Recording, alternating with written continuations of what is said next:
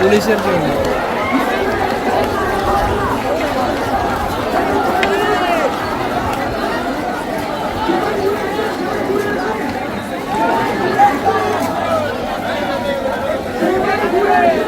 কে আছে?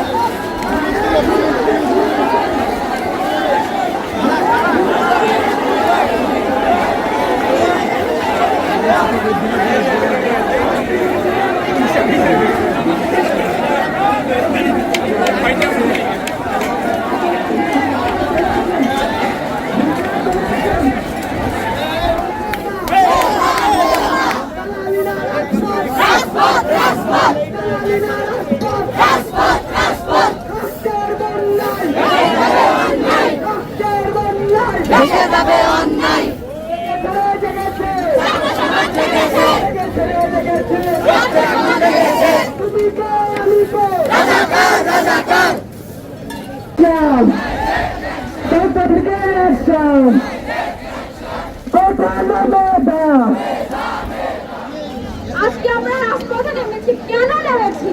কারণ আমাদের বাধ্য করা হয়েছে নামতে। আমরা স্বেচ্ছায় নামতে চাই নাই, কেন বাধ্য করা হলো আমাদের নামতে? এটা আমরা আমাদের ন্যায্য অধিকার চাইছিলাম। আমরা কি বেশি কিছু চেয়েছিলাম? তাহলে কেন আমাদের জোর করা হলো? কেন আমরা আজকে রাজপথে নামলাম? এটাই কাজ। শিক্ষা আমাদের মৌলিক অধিকার। শিক্ষা সবার জন্য সমান, আমরা এটাই জানি। যদি শিক্ষা সবার জন্য সমান হয়, তাহলে চাকরি কেন সবার জন্য সমান না? এখানে কেন কেউ বেশি সুবিধা পাবে, কেন কেউ কম পাবে, কেন এই বৈষম্য? একসাথে করি, একই রকম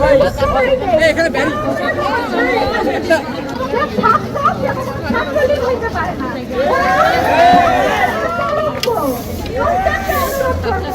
ওই কলঙ্কগুলোর সমাজ থেকে মুছে ফেলে, যেন কোনোদিন ওরা আগামী চিকিৎসা রাখতে না পারে।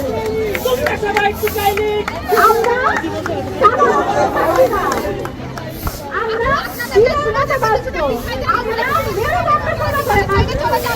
মেরুদণ্ড শোনা করে আমি কোটা আন্দোলনে যাচ্ছি। আমি যদি না হই, তুমি তোমার ছোট ছেলেকে থাকবা, কিন্তু এই আন্দোলন থেকে আমি দশরের ছেলে। আমার জন্ম এই দশরে, আমার পড়াশোনা এই দশরে, এই দশরের মাটিতে ছিলাম, আজই থাকবো। একটা বেকার সন্তান, একটা পরিবারের জন্য বোঝা।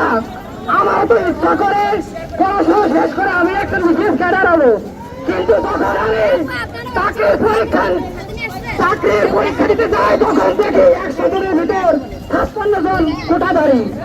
আমি একজন ফিশারিজের স্টুডেন্ট, আমার একটা কোটা আছে ফিশারিজের মৎস্য ক্যাডার, কিন্তু আমি যখন জেনারেল ক্যাডারে নিয়ে যাবো, তখন দেখা যাবে 100 জনের মধ্যে 56 জন কোটাধারী। আজকে দেখা যাচ্ছে বিসিএস এর মতন পরীক্ষায় প্রশ্ন পাস। সরকারের কাছে আমার একটা প্রশ্ন, আপনারা সাধারণ ছাত্রের বুকে গুলি চালাতে পারেন, কিন্তু যারা প্রশ্ন পাস করে, তারা দুর্নীতির সাথে করে, তাদের কেন ব্যবস্থা নেন না? মাননীয় প্রধানমন্ত্রীর কাছে আমার একটা প্রশ্ন,